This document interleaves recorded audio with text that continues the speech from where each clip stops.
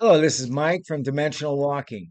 Today, Rainbow and I are going to talk about, and we're going to title it Friend or Foe, Deciphering Alien Intentions. So, we are going to delve into the fascinating yet perplexing topic of alien encounters. With the ever expanding universe, the possibility of extraterrestrial life is becoming more real every day. But how do we decipher their intentions? They are coming, are they coming as a peaceful group or a more sinister agenda? So we're going to do a two-parter. The first part, we're going to examine the signs of hostile intentions. And then the second part, we're going to look at a more peaceful path that they may be coming with. So, anyways, I will start off and let's talk about one of probably the old classics being Roswell, New Mexico in 1947.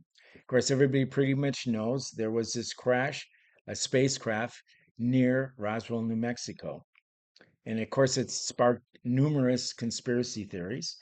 One of the theories, of course, was the government said initially that it was a weather balloon. And, that all got crazy and wild. And that was kind of covered up, etc. And then all of a sudden, it was just, it was a weather balloon. Then other people said it was It wasn't a a weather balloon. well, we know that, but I'm just saying it was a crash, a UFO just crashed down. And other people, who I know Rainbow will probably agree with, believe that the government itself shot it down because it was a hostile craft. There was some hostility there. They recognized the hostility and they shot it down. And then the UFO crashed, and then the rest of it's history, I guess, in many ways. So, any comments on that, Rainbow? Yes, because we disagree on this one. I think Okay. we were hostile. I don't believe they were. And from all the different people that have looked into the Roswell incident, it was obvious that it was us. So, and plus I have friends who live in Roswell, and I've gone to Roswell many times. So the consensus of the people that I know is that it's always interesting how we point fingers at everybody else but ourselves. And I think that's the main I think the main viewpoint I want to get across is that I don't think that we're always so innocent in these circumstances.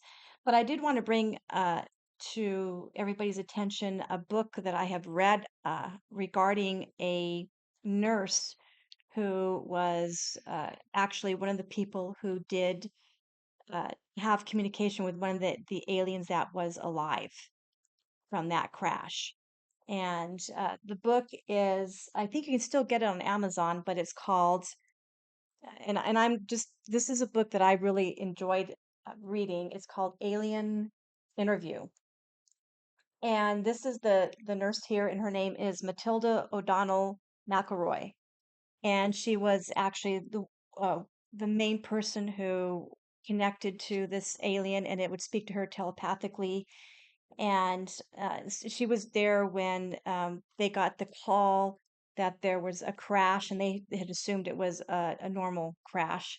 And when they got to the location, they realized obviously what they were dealing with. But anyways, it's a really good book, and I highly recommend it. And it gives you a different perspective on the actual incident itself and the people who were there.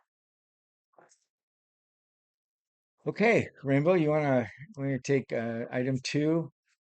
Well, the Men in Black encounters, I've had my own, but like I've stated before, the ones that I think that have been the most difficult for me as a child to, I think that created the worst stress for me as a child is the different varying groups who call themselves Men in Black. I don't think the actual alien Men in Black group were as stressful and affected me so greatly as the other two groups, which is the military and then the government men in black. And I have memory of actually being taken and have memory of the black suits, but I knew instinctively as a child that they were not alien groups, that this was human, very human. And I think that it gets muddied up there. So for me, in my experience, the humans were the ones that were a little bit more terrifying than the actual other ones. I'm not saying they're not, because they are. But I'm just saying the stressful factor of being actually grabbed and being taken places, that was the other two groups. So I think we have three factions here: the original Men in Black, the military Men in Black, and the government Men in Black. The original Men in Black are really aliens, though. They're That's the what you're saying. aliens. Right, right. That's why I call them the original. And I'm Right. not saying they're not scary, because they are. I actually used to be, there were two that I dealt with when I was a child who would test me. And I think the one thing that I remember that was the most difficult, especially as a child, is they don't have empathy at all. It's just, I don't know if it's their regard for me as a little girl or as humans, but it just seemed like they just were indifferent. I mean, they would teach me stuff, and they would let me know if I did good, but if I didn't do well, it was just you knew you were they were unhappy, and that was really scary because you didn't know what was going to happen if you didn't do exactly what they wanted. So they the original Men in Black, which is the actual aliens themselves, or the hybrids, however you want to call them, were, for me, I got used to them, but I never got used to the other two groups, because the other two groups were more, uh, I used to run from them more. I don't know why. I don't have, I have a block when it comes to the memory of a lot of the experiences with the different groups, but the other two scared me more than the alien Men in Black. So, what do you have anything to add? No, no, I think, with all the interviews I did with abductees and contactees, they had again, like Rainbow says, there was these different varieties. A lot of the ones that I, was involved with, that they were involved with, was the fact of the original, we'll call it the original group, the alien Men in Black, and for them it was a pretty negative situation. And probably most of those contactees or abductees uh, that I was involved with, they were involved pretty much with alien abduction type things. So, anyways, oh, that's about it on that. Hmm. So, And then you have number three. yeah. So number three is a place in 1977, Colares, Brazil. And on this particular event, I guess we'll call it, there was a UFO sighting, but this was additional strangeness happened at this one. There was some lights, or I'm going to call them kind of lasers, that were being emitted from these objects, these UFOs, and basically, I don't want to say, I think this, the research I did, this actually did happen. There was probably several dozen injuries of people on the ground from these lasers. Was it radiation? It was kind of a burn. There were burns of some sort. Now, they didn't really specify. The government pretty much hushed this up. They didn't specify what exactly the injuries were outside of being they were burns. Hmm. And some of them, of the dozens of people, some of them were taken to the hospital. I don't believe any of them died, but I think it was one example of a very hostile, reckless, uh, uh, event that looked like it was caused directly from UFOs.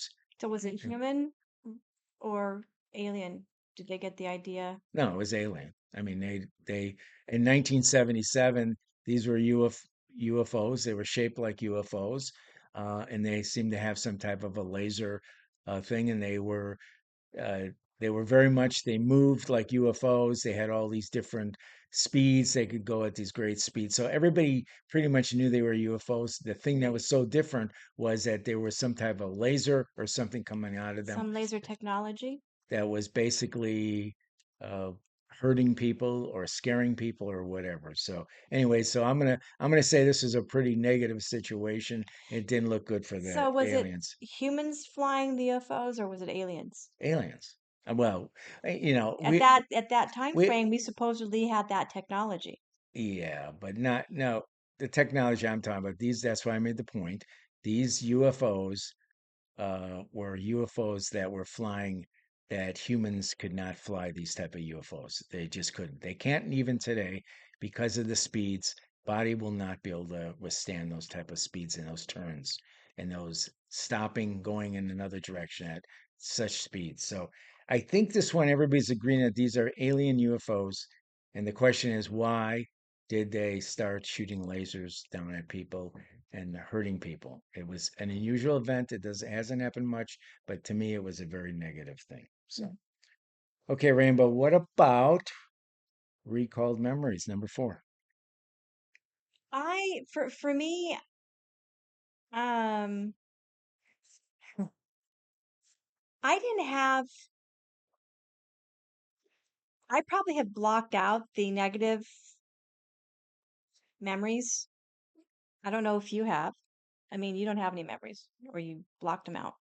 No, but I think at the same time, there's plenty of people that I think we have talked to that have had some pretty negative Yeah. memories, recall So memories. So that's more what I was talking about here. what I've remembered on this in regard to this isn't negative.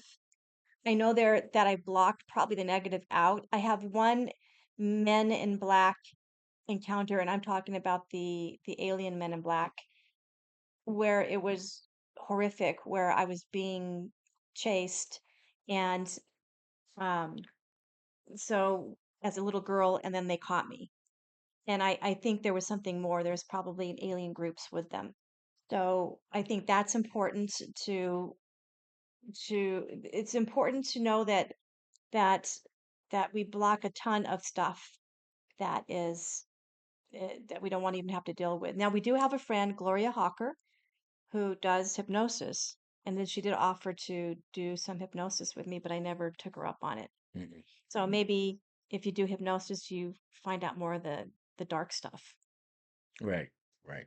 Well, going back to the probably, I guess, what do I say, about 1,500 interviews with abductees and contactees. Of course, many of those people had some very negative experiences that they recalled through recalled memories of hypnosis, and they, Bud y- Hopkins is, you know, yeah, John Mack. there's a bunch of them, and they're whatever these things that happened during abductions, many of them, not all of them, but many of them were very negative and frightening to the people that were abducted.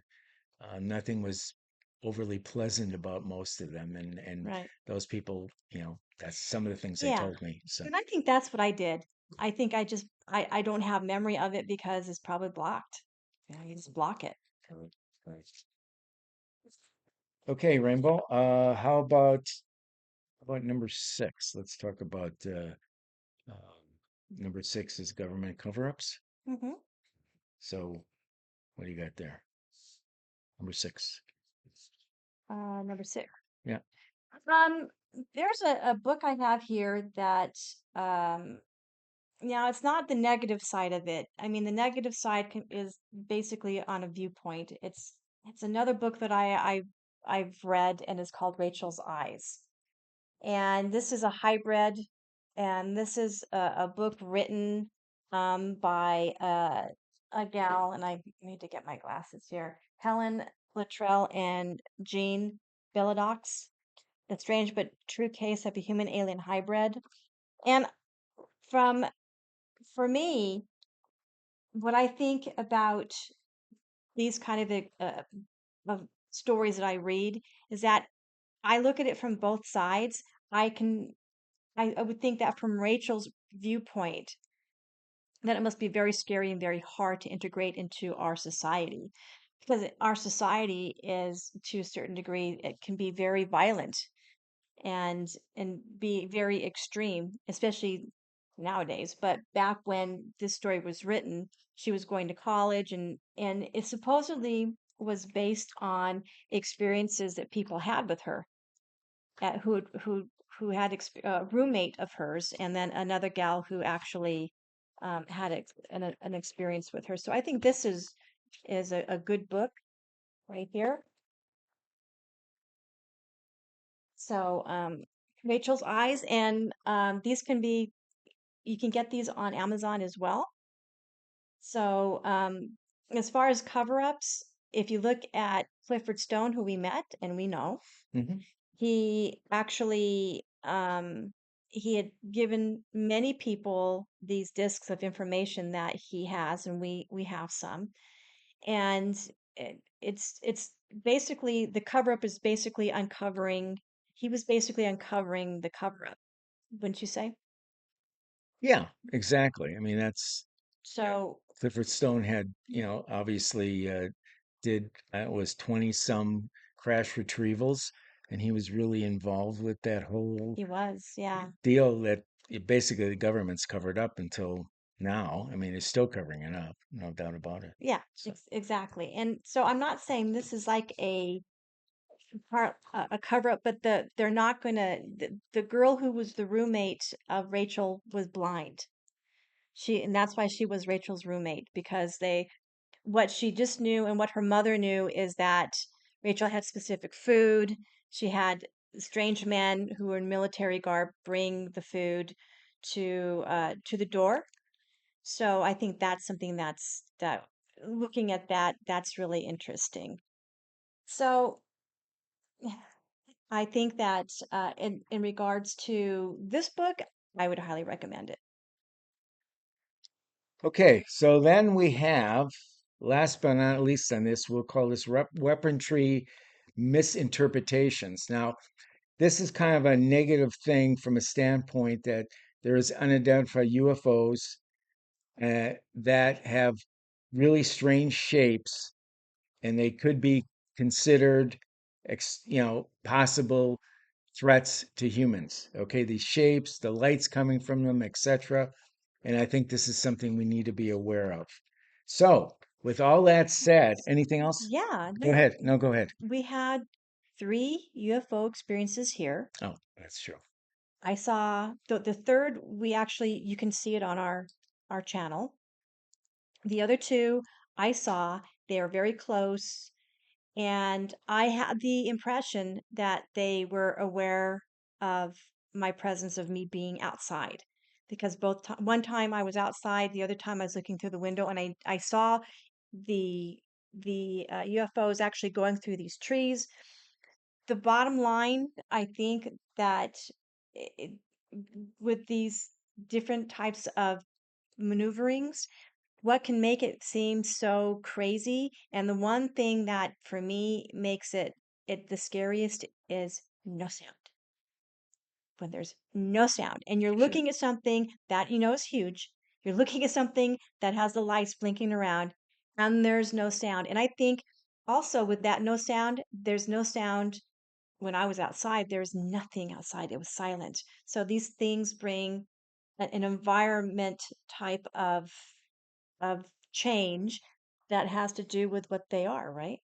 Yeah, exactly. I mean, I don't know if that's part of this actual point, but No, that's that's what I'd fine. added. No, that's fine. No, it's part of it. There's no doubt about it.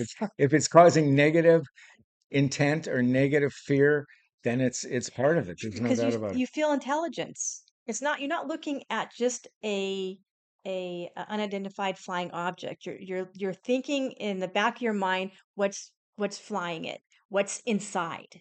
Right. So, anyways, so we gave you some of the what we consider kind of bad alien intentions or possible bad alien intentions, and we didn't agree on everything. There's no doubt about it. So, in the next video, we're going to show you some possible good intentions that have been observed by humans that could give a very positive look at alien beings that are trying to contact us on Earth. So, And I just want to add in, there's another book, and I brought it because I wanted to bring it to your all's attention. It's called Stardust Ranch, and it's by John Edmonds. I actually have talked about his experiences in Arizona, he's had negative experiences. He's Mhm. actually had animals that were horses that have been hurt and mutilated, animals, dogs, his wife, and his wife was worked for the FBI. But So she was she was hurt. she was hurt. She's, Okay. she, and we're talking physical problems, diseases, and actually having the aliens coming into the house, actually having people go visit. Carrie Cassidy from Project Camelot went over to the ranch and she experienced stuff. People who go there experience stuff, and it's not on the positive side, it's on the Okay. negative side. And they also have experienced being shot at by government um, uh, vehicles. Okay. They're not quite sure if it's government, but it's something that's and helicopters as well. The dark helicopter, the black helicopters that fly around, they've had that happen. So, there's books and different stories out there about that happening. We've been lucky we haven't really had a lot of that stuff. I had it a little bit in my 20s and my 30s, but this is a total extreme. I highly recommend this book too if you want to see what John has to talk about. Okay. So, with all that said, come back and see us in part two, and we'll go from there. We'll go from Thank there. you. Thank you very much. Bye. Bye bye.